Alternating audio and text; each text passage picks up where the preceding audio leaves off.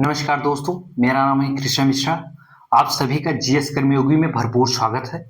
दोस्तों, आज हम बात करेंगे अमेरिका ईरान के युद्ध के बारे में और जानेंगे अमेरिका ईरान का युद्ध जो चल रहा है उसका वैश्विक स्तर पर कितना बड़ा प्रभाव पड़ा है, पूरे देश का, पूरे विश्व का कितना नुकसान हुआ है और अमेरिका का कितना नुकसान हुआ है। ये आंकड़ा, मोटा मोटा आंकड़ा जो आया है उसके अकॉर्डिंग हम बात करेंगे। ईरान का कितना नुकसान हुआ है हम उसके बारे में बात करेंगे। कौन सा देश विकास के क्षेत्र में कितना पीछे चला गया और कौन सा देश, कोई ऐसा विश्व में देश बचा नहीं जिसके ऊपर कोई प्रभाव ना पड़ा हो। पूरा विश्व अमेरिका और ईरान के युद्ध की वजह से पूरा विश्व बहुत प्रभावित हुआ है। हर घर प्रभावित हुआ है, हर व्यक्ति प्रभावित हुआ है। क्यों ना आप मेरा वीडियो देख रहे हैं, आप अपने दिमाग से सोचिएगा, आपका पूरा परिवार प्रभावित हो गया है। वैश्विक स्तर का एक ऐसा युद्ध हुआ है जो अमेरिका ईरान का युद्ध चल रहा है। ये पूरा एक एक व्यक्ति को परेशान कर रखा है। किसी ना किसी संसाधन की वजह से पूरा विश्व बहुत परेशान है।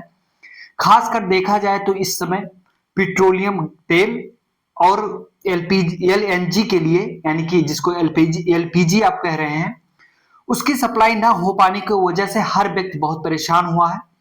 तो जो ये युद्ध चल रहा है इसका निर्णय क्यों नहीं आ रहा है, क्यों अभी तक इसका कोई निर्णय नहीं आया, क्यों अभी तक ये युद्ध ऐसा चलता रहा, क्या वजह रही कि जो इस युद्ध को अभी रोकने के कोई देश मूड में नहीं है, क्या ऐसी वजह है।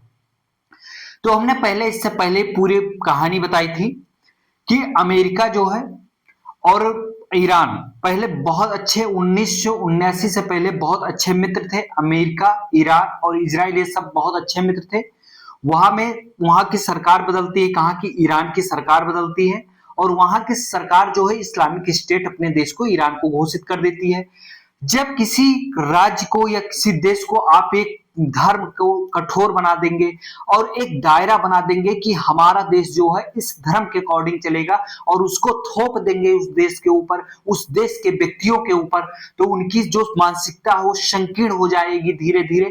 कारण कि ये है कि आप किसी धर्म के बारे में लोग, हम किसी धर्म पे अटैक नहीं कर रहे हैं, मेरा कोई किसी धर्म के ऊपर कोई आलोचना नहीं है, कोई टिप्पणी नहीं है, लेकिन जो सच्चाई है उसको मैं कहना चाहता हूं, आप लोगों के सामने आया हूं तो आप सभी को, लोगों को मैं सच्चाई बताऊंगा। कारण यह है कि आप लोगों को भी सच्चाई पता होनी चाहिए और आप लोग भी जो सच है उसको जाने और अपने देश के हित के लिए कार्य करें और अपने देश की सरकार से उम्मीद करें और आपकी सरकार भी आपके हित में कार्य करे। आप चाहे जहां से, चाहे जिस देश से देख रहे हो, उससे कोई मतलब नहीं है हमें, और ना हमें किसी के धर्म या जाति से मतलब है, ना हमें इससे कोई लेना देना है, लेकिन जो सच्चाई है उसको हम आपके सामने बता रहे हैं।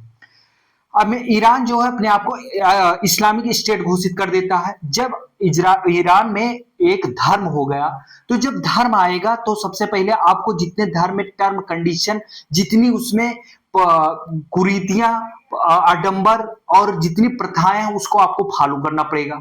तो ईरान में ये हुआ कि वहां की प्रथाएं जैसे ये फॉलो करने लगे, वहां पे अली खamenei जो मारा गया है, इनसे पहले जो अली के ही वंशज जो थे वहां पे सरकार बनाते हैं, सत्ता में आते हैं और इस्लाम धर्म को थोप देते हैं। और ईरान के लोग पहले ईरान का इतिहास आप पढ़ेंगे, पहले का ईरान का इतिहास, आज ईरान में कोई बुर्का के बिना पहन के अगर निकल जाए तो उसको मतलब मृत्यु दंड तक दे दिया जाता है। एक बहुत प्रसिद्ध पत्रकार थी जिनको नोबेल पुरस्कार भी मिला था, पिछले वर्ष मिला था, उनके ऊपर न जाने कितने अत्याचार किए गए क्योंकि वो बुर्का के खिलाफ थी, वहां के बुर्का पहनने के खिलाफ थी।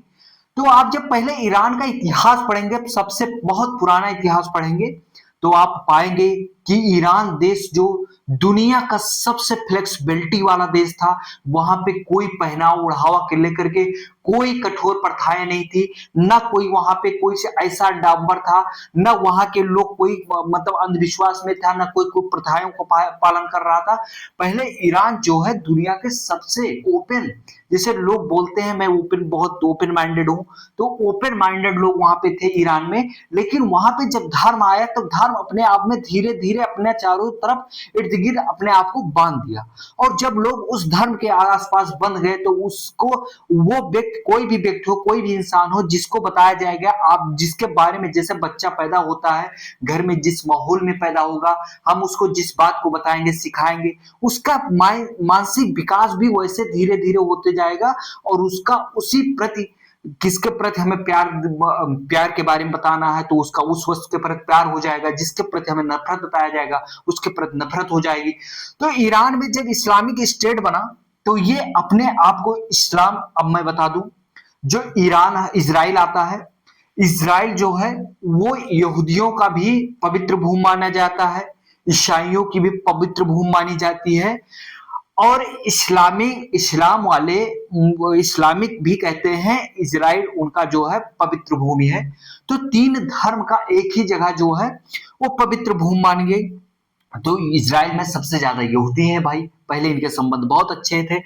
फिर धीरे धीरे क्या होता है, यहाँ की सरकार जो है, ईरान की सरकार जो है, सत्ता में जो आते हैं वो अमेरिका को और इनको इजराइल को बता देते हैं, अमेरिका को बताते हैं वो बड़ा दुश्मन है और इजराइल को बताते हैं छोटा दुश्मन है। अमेरिका जो है बड़ा धोखेबाज मित्र, बड़ा धोखेबाज है, जो इजराइल है बड़ा छोटा धोखेबाज है। वहां के लोगों में, पर व्यक्ति में, पर पर्सन के दिमाग में ये बातें वहां की सरकार डालती है, और जब ये बात आ जाती है तो वहां के लोग जो है इजराइल के विरुद्ध हो जाते हैं, इजराइल के प्रति उनकी मानसिकता बहुत गंदी हो जाती है, और यूएसए के प्रति उनकी मानसिकता बहुत गंदी हो जाती है।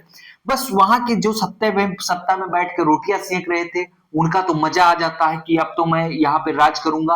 और वो जब वहां पे राज करने के लिए वहां की मानसिकता, वहां के ऐसे लोगों को तैयार कर लेते हैं, तो फिर जब तैयार करके एक बढ़िया अपना सत्ता संभाल के बैठ जाते हैं, फिर तब इनके संबंध धीरे धीरे अमेरिका और इजराइल से बिगड़ने लगते हैं।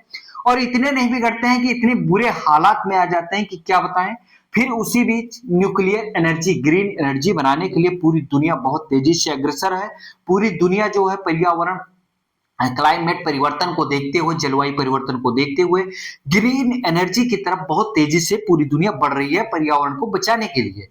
उसी बीच अमेरिका के राष्ट्रपति जो थे पहले, जो इससे पहले वो थे जो आइडन से पहले ट्रंप थे, ट्रंप से पहले बराक ओबामा जी थे। बराक ओबामा जी बहुत अच्छे राष्ट्रपति थे अमेरिका के। बराक ओबामा जी कहाँ के, यहाँ के राष्ट्रपति बनते हैं, कहाँ के, यूएसए के, अमेरिका, संयुक्त राष्ट्र अमेरिका के जो है वो राष्ट्रपति बनते हैं। और उसी बीच इनका दौरा होता है अरब खाड़ी देश का, और वो खाड़ी देश में आते हैं। और खाड़ी देश में आते हैं तो ईरान भी उस जहां पे उनका दौरा होता है उस मीटिंग में ईरान भी हिस्सा लेता है, और ईरान भी उनसे मांग करता है कि हम ग्रीन एनर्जी बनाना चाहते हैं और ग्रीन एनर्जी के तहत हम आगे बढ़ना चाहते हैं। तो न्यूक्लियर से ग्रीन एनर्जी जो बनाने का काम होता है, तो ये बात करते हैं हमें भी आप अनुमति दें और हम ग्रीन एनर्जी न्यूक्लियर से बनाएं, ठीक है। बराक ओबामा 2014 में सिग्नेचर कर देते हैं, हस्ताक्षर कर देते हैं, और ये डील मंजूर हो जाती है। और ये धीरे धीरे क्या महोदय काम शुरू करते हैं, ईरान धीरे धीरे कार्य अपना ग्रीन एनर्जी की तरफ शुरू कर देता है। जब ये धीरे धीरे ग्रीन एनर्जी की तरफ बढ़ते हैं और न्यूक्लियर से ग्रीन एनर्जी बनाने की बात करते हैं, उसी बीच इजराइल की एक खुफिया एजेंसी, जो विश्व की सबसे तगड़ी खुफिया एजेंसी में से एक है, उनकी खुफिया एजेंसी पता लगाती है कि ये न्यूक्लियर एनर्जी बना रहे हैं या कि कुछ हो। तो वहां की मतलब एजेंसी जो रिपोर्ट लाती है उसके अनुसार पता चलता है कि यहाँ पे ये न्यूक्लियर एनर्जी की जगह ये न्यूक्लियर बम बना रहे हैं। ये ग्रीन एनर्जी देने की जगह पे ग्रीन जहर देने को तैयार हो गए पूरी दुनिया को। ये पूरी दुनिया को ये न्यूक्लियर बम बनाने के लिए तैयार हो गए। इसी बीच इजराइल जो है इसका पूर्ण विरोध करता है और अमेरिका से सहायता मांगता है, क्योंकि इजराइल बहुत छोटा सा है, यहीं पे इजराइल की वो स्थिति है, इनसे थोड़ा सा दूर पे है। इजराइल इनसे अमेरिका से अपने रक्षा के हित में बचाव करने के लिए अमेरिका से अपने हित के लिए मांगता है, क्या मदद मांगता है। अमेरिका तुरंत तैयार हो जाता है, न्यूक्लियर बम के खिलाफ अमेरिका, पूरी दुनिया न्यूक्लियर बम के खिलाफ है भाई। अब यार 21वीं सदी में क्या बनाना न्यूक्लियर बम, और न्यूक्लियर बम की क्या जरूरत है आपको, ग्रीन एनर्जी बनाने की डील हुई थी। इजराइल के बगल है लेबनान। लेबनान में हिजबुल्लाह है, हिजबुल्लाह के द्वारा इजराइल को बार बार तंग किया जा रहा है, और इसके आसपास जितने देश हैं, खाड़ी देश हैं ईरान के पास में, उनके द्वारा बार बार परेशान किया जा रहा है। और ईरान क्यों ऐसा करने लगा पहले ये बता देते हैं। ईरान ऐसा इसलिए करना चाहता था कि ईरान अपने आप को खाड़ी देशों में सबसे शक्तिशाली बनाना चाहता था। जितने खाड़ी देश है उसमें सबसे शक्तिशाली अपने आप को ईरान बनाने के लिए न्यूक्लियर न्यूक्लियर बम बना रहा था और पूरी दुनिया के शक्ति को टक्कर देना चाह रहा था। ये भी उतावला था ऊपर आने के लिए, ठीक है। तो इजराइल को बार बार ये लोग परेशान कर रहे थे, फिर भी इजराइल और इनके बीच युद्ध होता है, ठीक है। इसी बीच अमेरिका इनकी मदद करता है और 2018 में डोनाल्ड ट्रंप वहां के राष्ट्रपति बनते हैं, कहां के, यूएसए के। और डोनाल्ड ट्रंप इसको तत्कालिक प्रभाव से इसको खारिज कर देते हैं और कहते हैं जो डील हुई थी ये नामंजूर हो गई, इसको खत्म कर देते हैं। और उनकी नजरिए आ जाती है कि जहां पे भी ये न्यूक्लियर बम बना रहे हैं हम उसी को, इनको बार बार पहले समझाया गया, मीटिंग की गई, इनको बहुत इनको समझाया गया, लेकिन ये लोग नहीं माने। फिर अमेरिका के द्वारा सीधा इनके जहां पे ये बम न्यूक्लियर बम बना रहे थे वहीं पे अटैक किया गया और इनके जहां पे न्यूक्लियर बम बना रहे थे अमेरिका ने फिर अमेरिका की कुछ एजेंसियों ने बताया और इजराइल की खुफिया एजेंसी ने बताया कि पूर्ण रूप से नष्ट कर दिया गया है जहां पे न्यूक्लियर बम बना रहे थे। फिर हम आते हैं अपने टॉपिक पे। फिर जब ये अब युद्ध जो ईरान और रशिया, ईरान और यूएसए का शुरू हुआ है उसमें जबरदस्त, बहुत जबरदस्त युद्ध चल रहा है, दोनों देशों का नुकसान हो रहा है। अमेरिका का देखा जाए तो अब हम आंकड़े पे अभी कुछ देर बाद आंकड़े पे बात करेंगे। अमेरिका का जो आंकड़ा है आया है, कितना नुकसान हुआ है अमेरिका का, ईरान का कितना नुकसान हुआ है। हमें लगता है मेरे हिसाब से अमेरिका, ईरान अपने विकास में जिस तरीके से बुरी तरीके से इनके ऊपर हमला किया गया है उस हिसाब से ये अपने विकास के क्षेत्र में 50 साल पीछे चले गए। ये अपने देश को कहां आगे लेकर उड़ना चाह रहे थे, कहां ये अपने देश को 50 साल पीछे ढकेल दिया है और इनकी अर्थव्यवस्था खत्म हो जाएगी, ये खत्म हो जाएंगे। लेकिन इनका अभी शान खत्म नहीं हो रहा है, इनको तत्कालिक प्रभाव से इनको अपनी शांति करके और युद्ध को समाप्त करना चाहिए। इस युद्ध के वजह से इनके यहाँ से बगल से ही गुजरता है, एक है होर्मुज जल संधि। तो उसी के रास्ते समुद्री मार्ग से कुवैत, सऊदी अरब, यूएई, उस देशों में एलएनजी बहुत व्यापक मात्रा में पाई जाती है। तो उसी से होकर पूरे पश्चिम एशिया और एशिया में एलएनजी और पेट्रोलियम ऑयल का सप्लाई होता था, ठीक है। पहले ईरान से भी होता था, ईरान के ऊपर अमेरिका ने प्रतिबंध लगा दिया। पहले ईरान से भारत बहुत तेल और गैस एलएनजी खरीद रहा था, लेकिन अमेरिका के प्रतिबंध लगाने की वजह से भारत को ये कई देशों से, अन्य देशों से लेने पड़े, जैसे रूस से लेने पड़ रहे हैं, रशिया से लेने पड़, रूस से लेने पड़ रहे हैं। पहले भारत थोड़ा बहुत, अभी वेनेजुएला से डील हुई थी, उसके बाद वेनेजुएला पे अमेरिका हमला करता है और वहां से डील जो है अभी कंफर्म नहीं हो पाई है। और यूएसए से भी लेता था भारत, और कई, खासकर भारत जो है कुवैत, ठीक है, वो कतर और यूएई से एलएनजी खरीदता था। भारत जो एलएनजी खरीदता है उसका 55% हिस्सा जो है वो सिर्फ कतर और यूएई से खरीदता है। तो इसी रास्ते से होकर गुजरता था, इस वजह से भारत में व्यापक स्तर पर एलएनजी की कमी आ गई। एलएनजी की अगर कमी आ गई तो भारत में हर खाने वाले फूड्स जो है बहुत महंगे हो जाएंगे और आने वाले, अगर एलएनजी टाइम से नहीं पहुंच पाई तो इसकी कीमतें और दिन प्रतिदिन बढ़ती रहेगी, एलएनजी की कीमतें बढ़ेंगी और बढ़ ही रही हैं। पेट्रोलियम तेल की कीमतें बढ़ेंगी और ये अमेरिका बार बार कह रहा है कि अब ये जो युद्ध चल रहा है उसके बीच जो खाड़ी है, होर्मुज खाड़ी है, वो होर्मुज जलसंधि है जो इसको बंद किया है ईरान ने। भारत, चाइना, जापान, दक्षिण कोरिया, इन लोगों को भी आगे आकर इस होर्मुज जलसंधि को खुलवाकर और यहाँ से व्यापारिक मार्ग को चालू करवाना चाहिए। थोड़ा बहुत व्यापारिक मार्ग चालू हो गया, थोड़े बहुत जहाज, कंटेनर वहां से भारत के निकाले गए हैं, ठीक है, जो कि भारत में एलएनजी पहुंच रहा है थोड़ा बहुत। अब धीरे धीरे आगे की क्या कंडीशन होती है वो तो युद्ध के ऊपर निर्भर करता है। ये जब समाप्त नहीं होगा तब तक सारी व्यवस्थाएं सही नहीं हो पाएंगी, तब तक ये ऐसा चलता रहेगा। अब अमेरिका और ईरान, अमेरिका ने तो ईरान को बुरी तरीके से इसमें ध्वस्त कर दिया, इनका विकास का क्षेत्र में ये बहुत पीछे चले गए। अब हम सीधे आते हैं अपने टॉपिक पे। पहले हम होर्मुज जलसंधि के बारे में कुछ जान लेते हैं। होर्मुज जलसंधि एक संकीर्ण, ठीक है, होर्मुज जलसंधि जो है एक संकीर्ण, ये बहुत संकीर्ण है। इसकी जो चौड़ाई है, संकीर्ण समुद्री मार्ग है, इसकी चौड़ाई जो है 5555 यानी कि 55 से 95 किलोमीटर, यानी कि 55 से 95 किलोमीटर के बीच में इसकी चौड़ाई है। इसी चौड़ाई के बीच से हजारों कंटेनर गुजरते थे। जहां पे अगर नजर उठा के देखा जाए तो कंटेनर, इतने कंटेनर पड़े हुए हैं, इतने कंटेनर एलएनजी और पेट्रोलियम ऑयल से कि यहाँ पे पूरा जाम लगा हुआ है, निकल नहीं पा रहा है। होर्मुज जो है ईरान एवं अरब प्रायद्वीप के बीच में स्थित है। ये ईरान के हिस्से में भी है और अरब प्रायद्वीप के बीच में भी, इसके हिस्से में भी आता है। ठीक है, यह हमारे फारस की खाड़ी के देशों को वैश्विक तेल और तैलवीकृत प्राकृतिक गैस एलएनजी के निर्यात के लिए एक अत्यंत मार्ग के रूप में कार्य करता है। वैश्विक ऊर्जा निर्यात के परिवहन का महत्वपूर्ण मार्ग है ये, और इस रास्ते से, ठीक है, होर्मुज के माध्यम से अगर देखा जाए तो पूरे विश्व का, ठीक है, पूरे विश्व का आंकड़ा आया है। तो जितने पूरे विश्व में एलएनजी और पेट्रोलियम ऑयल सप्लाई होता है उसका आंकड़ा आया था, तो 20 से 25% इसी रास्ते से गुजरता है। अगर हम भारत के परिप्रेक्ष्य में देखें तो 2024 की जो रिपोर्ट आई थी उसके अनुसार, ठीक है, उसके अनुसार भारत में 20 मिलियन प्रति बैरल प्रतिदिन इसके माध्यम से गुजरता था। ठीक है, होर्मुज का उपयोग भारत ही नहीं पूरा विश्व कर रहा था, इसके माध्यम से बहुत अच्छे से आसानी तरीके से हो रहा था। ठीक है, और एशियाई बाजारों में बहुत महंगाई आएगी।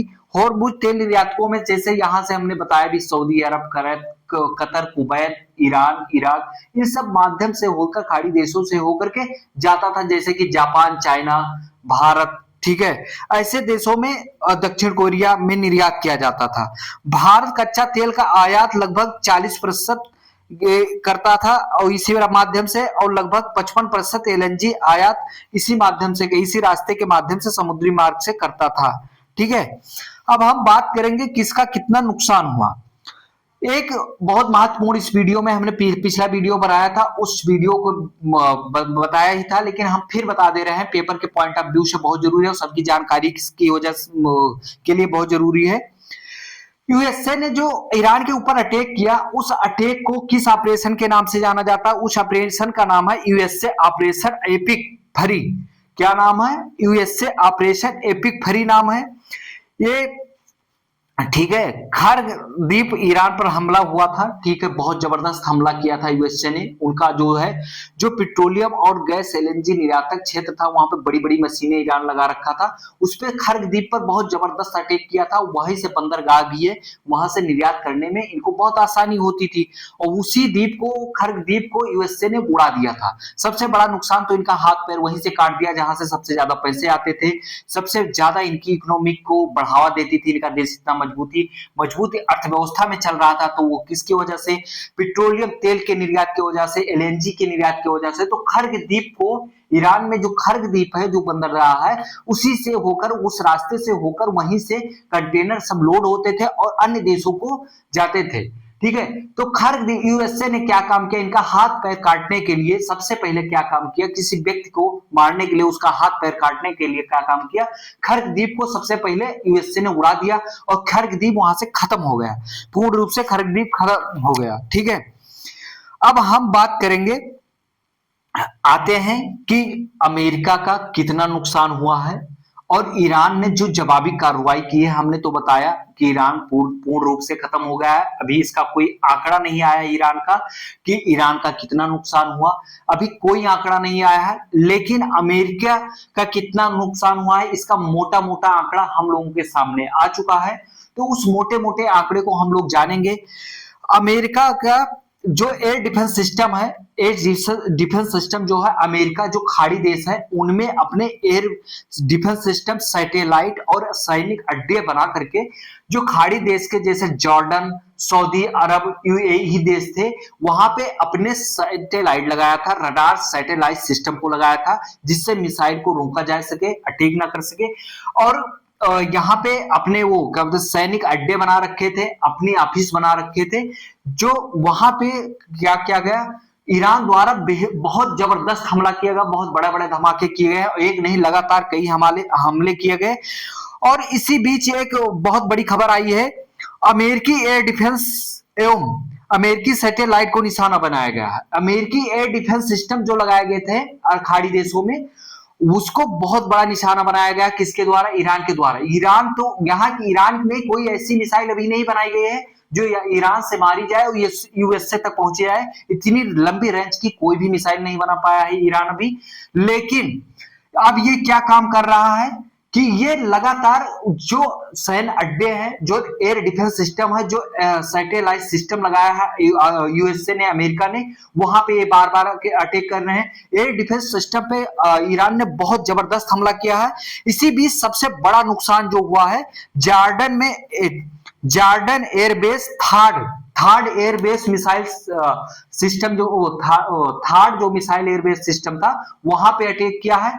ये जो है रडार का काम करता था, इसको निशाना बनाया गया। इसकी कीमत लगभग लगभग बताई गई है, अभी कोई क्लियर नहीं है, लेकिन लगभग बताई गई है 485 मिलियन अमेरिकी डॉलर है। कितनी?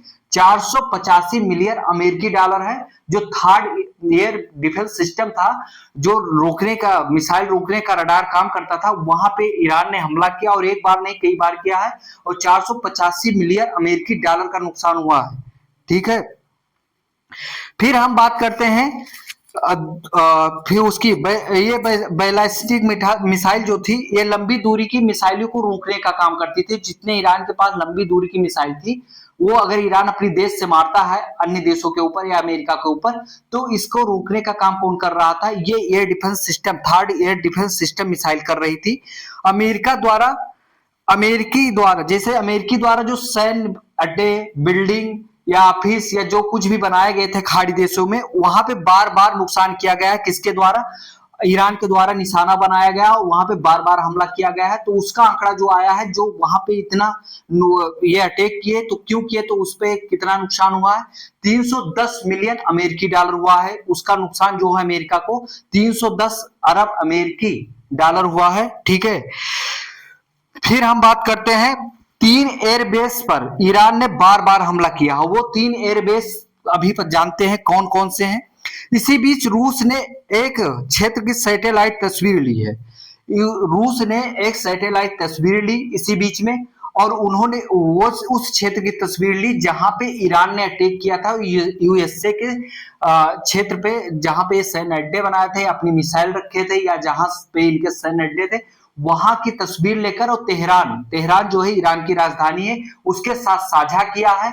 और रूस ने बताया है कि कहां कहां पे क्षतिग्रस्त किया गया है। तो रूस के द्वारा एक तस्वीर जारी की गई है और शेयर की गई है, लेकिन ये पूर्ण रूप से अमेरिका अभी खारिज कर रहा है, कह रहा है ये पूर्ण रूप से जो है तस्वीर आई है जो सामने, ये अभी सही नहीं है, ये फालतू गलत अफवाह फैलाई जा रही है। लेकिन रूस द्वारा यह दावा किया गया है कि तेहरान द्वारा शेयर की गई है तस्वीर की, ये जो ईरान हमला किया था वो तस्वीर है, जहां जहां पे इनका नुकसान हुआ है यूएसए का। फिर हम जानेंगे कौन कौन से वो 3 एयरबेस हैं जहां पे बार बार ईरान ने अटैक किया है। वो 3 एयरबेस हैं। पहला एयरबेस है कुवैत के अली सलीम बेस। कुवैत का अली सलीम बेस पे बहुत बड़ा अटैक किया है, कई बार अटैक किया है ईरान ने, जहां पे अमेरिका ने अपने सैन्य अड्डे और एयर डिफेंस सिस्टम और जितने रडार सिस्टम प्रणाली लगा रखे थे, वहां पे बार बार अटैक किया गया है। दूसरा है कतर के उदीद बेस पर, कतर के उदीद बेस पर। तीसरा है सऊदी अरब के प्रिंस सुल्तान बेस पर। ये बार बार हुआ है हमला, इस पे बहुत बड़ा नुकसान हुआ है अमेरिका का। लेकिन अभी इसका जो आंकड़ा आया है, इसका आंकड़ा कोई बता पाना संभव नहीं है। ये आंकड़ा अभी कोई फाइनली आंकड़ा नहीं आया है, तो इसका आंकड़ा बता पाना संभव नहीं है।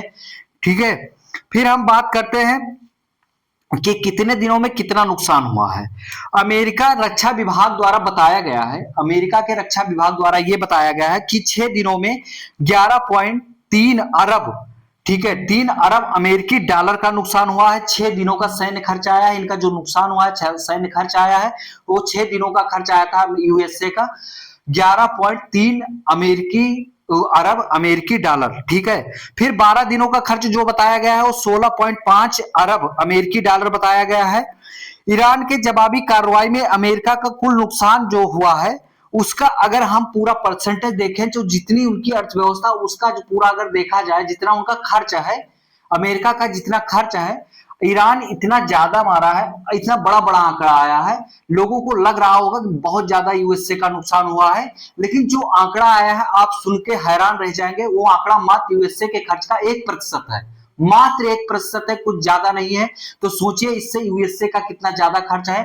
तो ईरान तो पूर्ण रूप से ध्वस्त हो चुका है, अपने विकास क्षेत्र में 50 साल पीछे चला गया है, लेकिन यूएसए का मात्र 1% नुकसान हुआ है, जितना आंकड़ा है वहां के रक्षा विभाग द्वारा बताया गया है। पेंटागन, वहां के रक्षा मंत्री ने मांग की है, ठीक है, और वह पेंटागन से मांग की जा रही है, 200 अरब अमेरिकी डॉलर की मांग कर रहा है।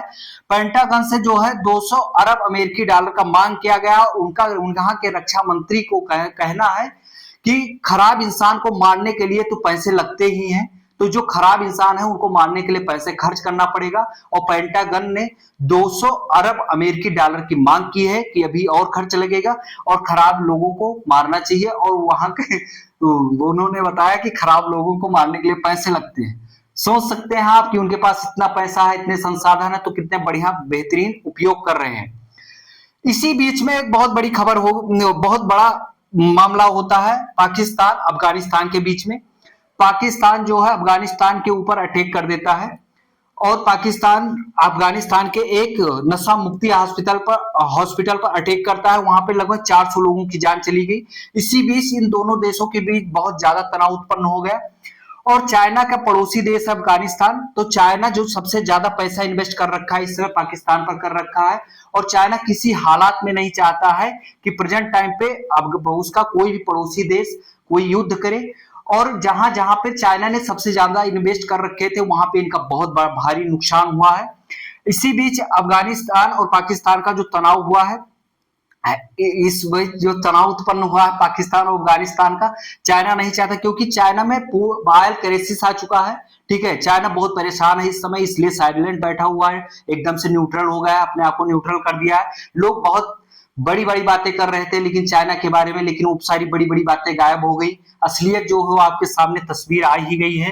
ठीक है, तो इसी हालात में पाकिस्तान की जो सारी अर्थव्यवस्था, वो पूर्ण जितनी अर्थव्यवस्था, उस अर्थव्यवस्था में आधे से ज्यादा इन्वेस्ट अकेले चाइना ने कर रखा है।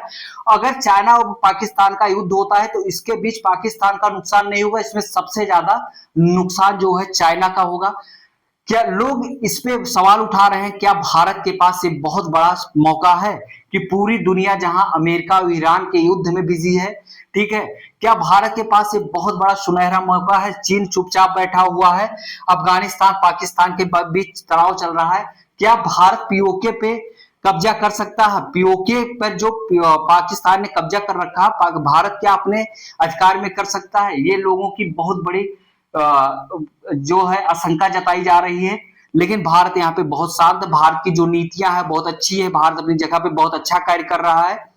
कुछ लोग बार बार बीच बीच में बोल रहे थे कि भारत क्यों नहीं बोल रहा, भारत आकर के, क्योंकि भारत की, देखो भाई, दूसरे के मामले में हम बोलने की क्या जरूरत है जब हमारे मामले में कोई बोलने नहीं आता है। हमारे मामले में जब हमारा भारत पाकिस्तान का हुआ, हम पाकिस्तान ने भारत पर हमला किया और भारत ने जवाबी कार्रवाई में ऑपरेशन सिंदूर चलाया, किस किस ने भारत के साथ खड़ा हुआ ये सब आपको पता होगा। तो क्या मतलब है कि हम किसी और के मामले में कूद जाएं, और क्यों हम दूसरे के मामले में जाएं? हमारा देश बहुत अच्छे शांतिपूर्ण रूप से धीरे धीरे विकास करके आगे बढ़ रहा है। तो हमें अपने देश के विकास और अपने देश की सरकार के साथ खड़ा होना चाहिए और अपने विकास पे ध्यान देना चाहिए। हाँ, भारत देश में ही नहीं पूरे विश्व में ऑयल क्राइसिस आई है, एलएनजी क्राइसिस आई है, तो उसके लिए कोई सरकार अकेली जिम्मेदार नहीं है।